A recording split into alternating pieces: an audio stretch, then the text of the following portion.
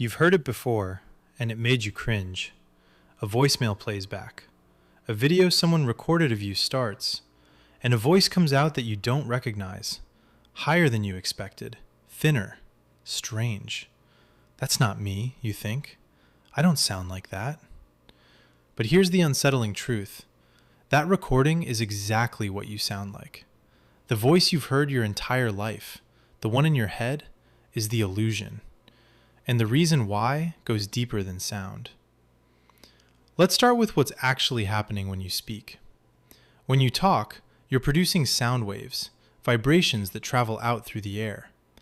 Those waves reach other people's ears through one path, and one path only, through the air, into their ear canal, vibrating their eardrum. That's the sound they hear. That's the real you. When you play a recording, the microphone captured those same air-traveling waves, so a recording delivers to your own ears the exact voice everyone else has always known. But when you speak and hear yourself in the moment, something completely different is going on. You're not hearing your voice through one path, you're hearing it through two. The first path is the same one everyone else uses. Your voice leaves your mouth, travels through the air, and comes back into your own ears. Nothing strange there. But the second path is the one that changes everything. When your vocal cords vibrate, they don't just push air out of your mouth. They vibrate the bones of your skull. Your jaw, your teeth, the dense bone around your ears, all of it hums along with your voice. And those vibrations travel directly through your head to your inner ear, bypassing the air entirely. This is called bone conduction. And here's the crucial part. Bone conducts low frequencies far better than air does. So the version of your voice that travels through your skull arrives boosted in the low end, richer, deeper, fuller. Every time you speak, your brain blends these two signals together, the airborne voice and the bone-conducted, bass-enhanced voice. And the blend, that warm, deep, resonant sound, is the only voice you have ever known from the inside.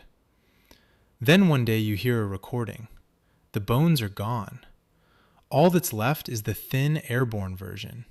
And to you, it sounds wrong, too high, too weak, a stranger. But everyone else has been hearing that stranger your entire life. The voice you think is fake is the only one that was ever real. There's a simple way to feel this for yourself. Press a finger gently against your throat, or plug your ears with your fingers and hum. Suddenly, your voice sounds enormous, deep, and full inside your head. That booming resonance is bone conduction turned up loud. You've just isolated the very signal that makes your internal voice sound so much richer than the recording. It was always there. You simply never noticed it because it has been mixed into every word you have ever spoken. Now, if the story ended there, it would just be a neat piece of physics, but it doesn't end there. Because the discomfort you feel isn't only about frequency. There's a psychological layer stacked on top of the physical one, and it's arguably the more powerful of the two. Researchers have a name for this. It's sometimes called voice confrontation, and it was studied as far back as the 1960s. In one set of experiments, scientists including Phil Holtzman recorded people's voices and played them back, then measured their reactions. What they found was consistent. People reliably rated their own recorded voice as less pleasant than others rated it. The discomfort wasn't just, I sound higher than I expected. It was a genuine flinch, a confrontation. And that word was chosen carefully, because what's being confronted isn't just a sound. It's a gap between the self you imagine and the self that's actually out in the world. Think about what your voice represents. It's one of the most personal things about you. It carries your identity, your emotions, the version of you that other people meet. You have a mental image of who you are, and bound up in that image is a sense of how you sound. It's part of your internal self-portrait. And then a recording arrives and violates that portrait. The voice coming out of the speaker doesn't match the one in your head. And your brain reacts to that mismatch the way it reacts to any violation of expectation, with discomfort, with a flinch, with, "That's not me." There's a concept in psychology that explains this beautifully. It's called the mere exposure effect, discovered by a psychologist named Robert Zions. The idea is simple but profound. The more often you're exposed to something, the more you tend to like it, purely because it's familiar. Familiarity itself breeds comfort and preference. And you have heard your internal voice, the warm, bone-conducted one, hundreds of thousands of times. Every word you've ever spoken. It is deeply, comfortably familiar. Your external voice, the recorded one, you've heard only rarely. So even setting the frequencies aside, the recorded voice is unfamiliar.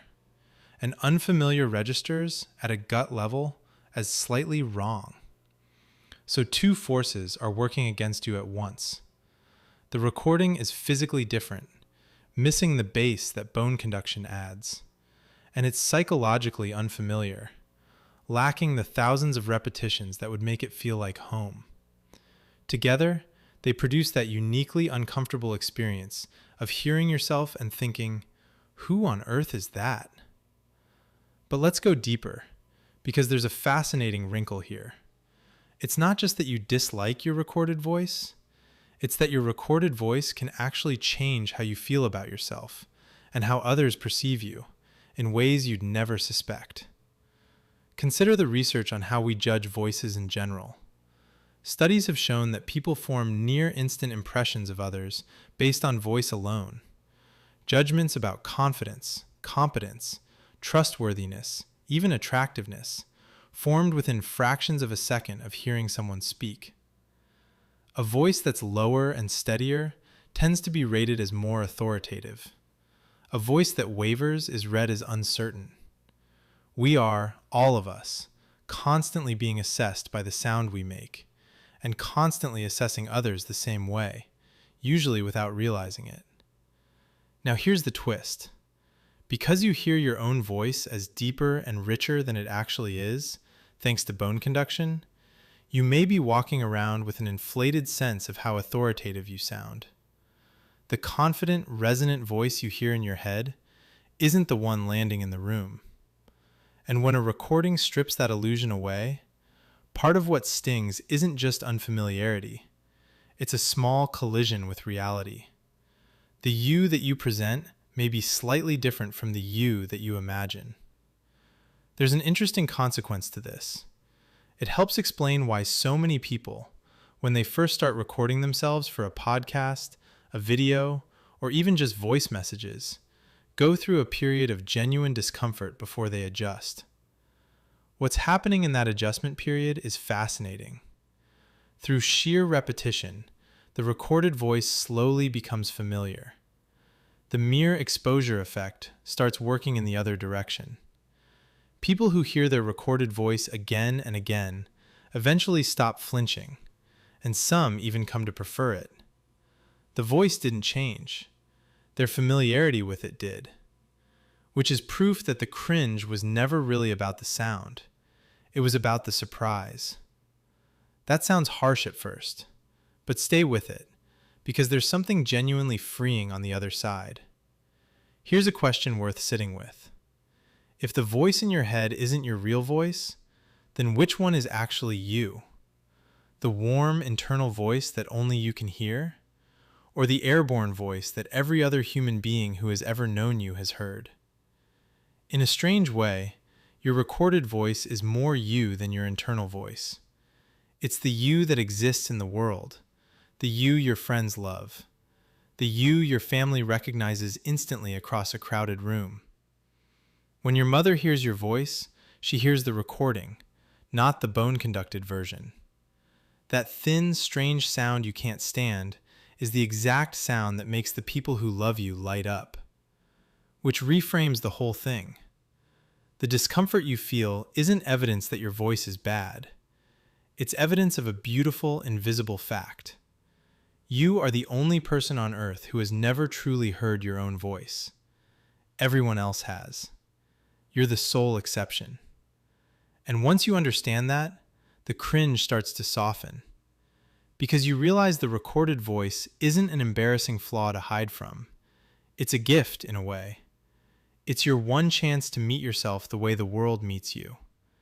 To hear the voice that has comforted your friends, made people laugh, said I love you, and had it received. That voice has been doing its work your entire life, out there in the air, completely without your supervision. So the next time a recording of your voice catches you off guard, and that reflexive cringe rises up, try to pause before you look away. What you're hearing isn't a stranger. It's the most familiar sound in the world to everyone but you. It's the real you, the one that's been out there all along, living a life in other people's ears. You've just never been properly introduced, and now you have.